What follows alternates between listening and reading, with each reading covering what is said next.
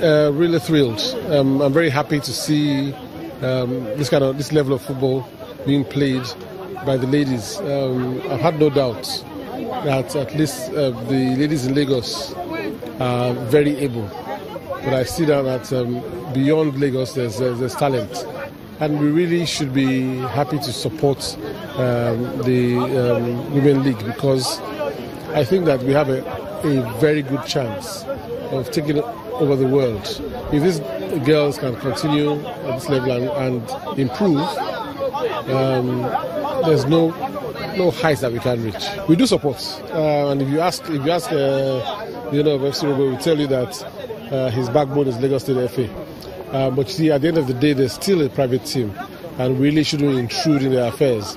It's when they come to us and require assistance, we assist. And then when we can help and introduce good players that we know to them, that's what we do. The girl who scored the goal today is a wonderful story. She played for us when she was in GS3.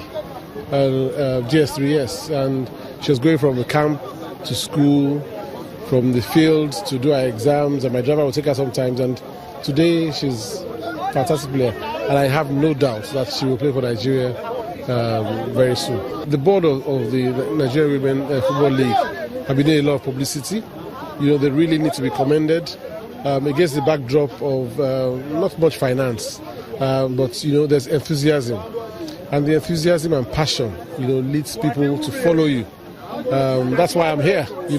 If they were not doing well, and maybe I wouldn't be here. I mean, I had such a lot to do today that I had to really put myself away from.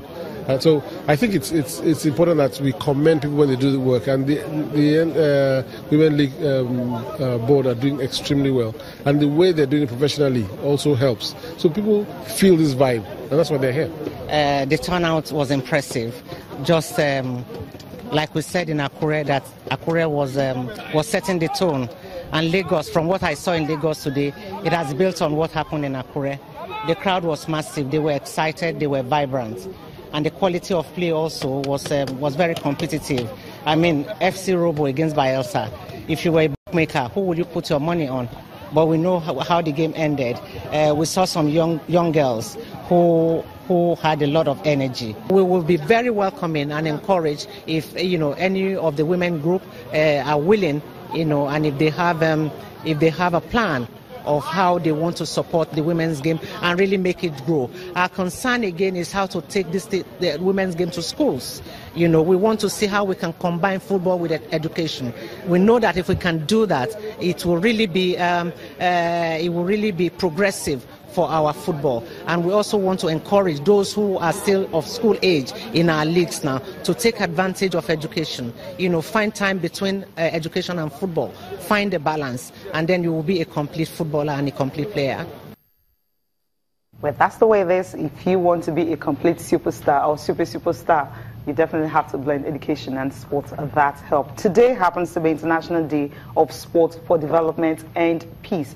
And we have someone in the studio to talk about it, talking about John Oluwadero. He's a member of the Commonwealth Youth Sports for Development and Peace Working Group. So we'll take it from what Aisha Falode just said concerning education, sports, and how you can actually help sport to take so many people off the streets and give them something to look forward to.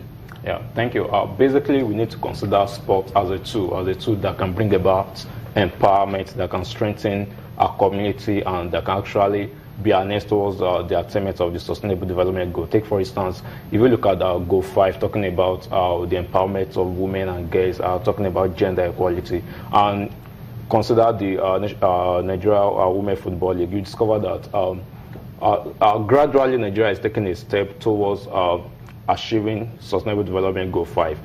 Because when you tailor sports to education, Mr. Akinwumi was talking about the lady that was Monday Gift, yes. Yeah, that was started from GS3, going to class, then attending a training session, and all of that. This, in a way, is going to strengthen the leadership capacity of these young athletes. And in a way, when you get to expose yourself to some of these sports practices at the early stage, you get to meet people, you get to have a better understanding of what life is, you get to also learn team spirit, some basic value education that sports offer, how to relate with your fellow. Then, sport also offer this principle of fair play, sportsmanship, the respect, the mutual respect that sport offers, and it also goes a long way to take us to the place of peace building.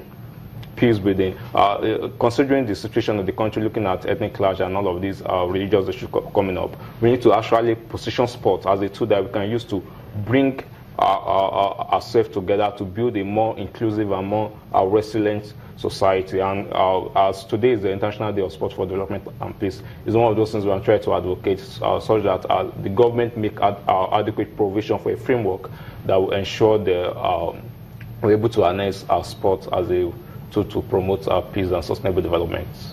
Okay, now, how do you feel the government can actually do that? Because you're a member of the Commonwealth Youth Sport for Development and Peace, the working group across the world and all. But in Nigeria, let's situate it right now. You mentioned the crisis in the northern part of Nigeria and the fact that youth are not being engaged. That's why you can have someone wanting to find an inclusion, finding a kind of something that is really missing. And because of that, they might even join the wrong gang. How can government, project this in a way that you just have youth, those who feel that there's a vacuum, something missing, they can fill that vacuum with sports?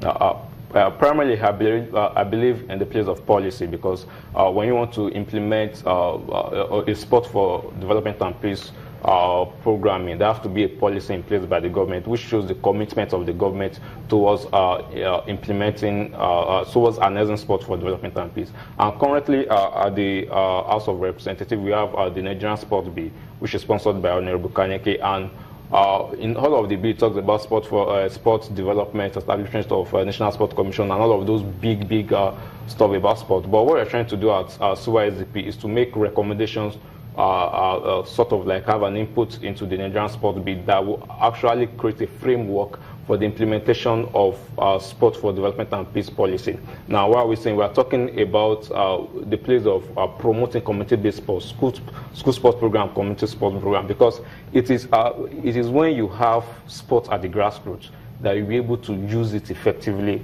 for promoting peace. You can't promote peace at community level at maybe a football happening in the national stadium. No, it has to be at the community level.